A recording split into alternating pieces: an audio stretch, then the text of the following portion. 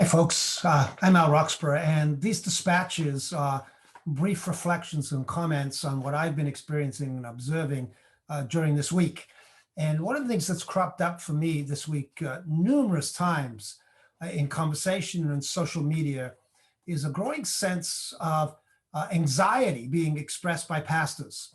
There was a post from the Church of Scotland in which, at their general meeting, it was being stated that the Church of Scotland was going to need to reduce the size of its clergy by, I think, around 30% if it was going to survive.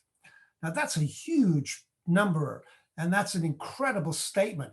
We've got to unload our clergy if we're going to survive in terms of local churches.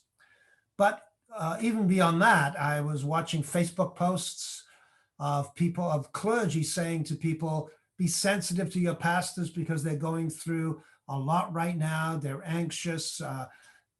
All of this kind of thing is going on. And I stopped and I began to think of, this is a survival narrative.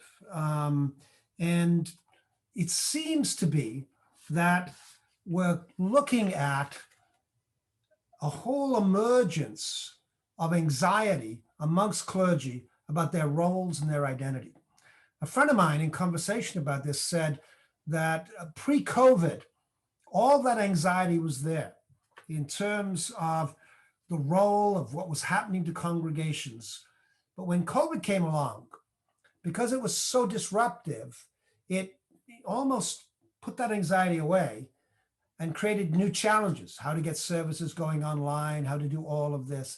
But now, as we are emerging from the COVID experience, the anxieties that there were before about role, about the survival of congregations are all reappearing again. In the midst of that, I was reminded this week of Karl Barth's comments about life and leadership during the Cold War.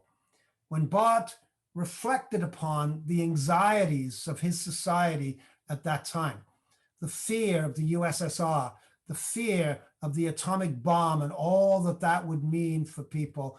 And what Barth said was, my confidence is not rooted in governments.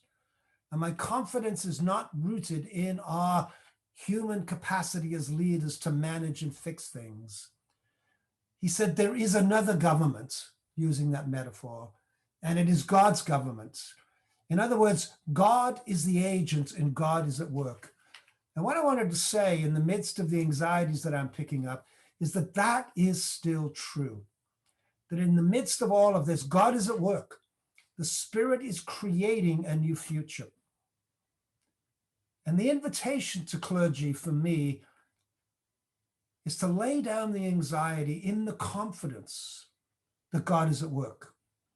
But this working of God is not primarily in some kind of future church and some analytics of the future. That's not where it is. That's nonsense. The confidence is that God's Spirit is present in the ordinary men and women in your congregation. And there's life there, and there's energy there, and there's expectation there. And our vocation right now is to be with and present amongst our people, asking, what's God doing here? And how do we join with God? The present moment is not about imagining a future, and it's not about becoming anxious about decline. It's seeing that God's work is present, that God is agent, and asking how we can join God amongst our people. Thank you.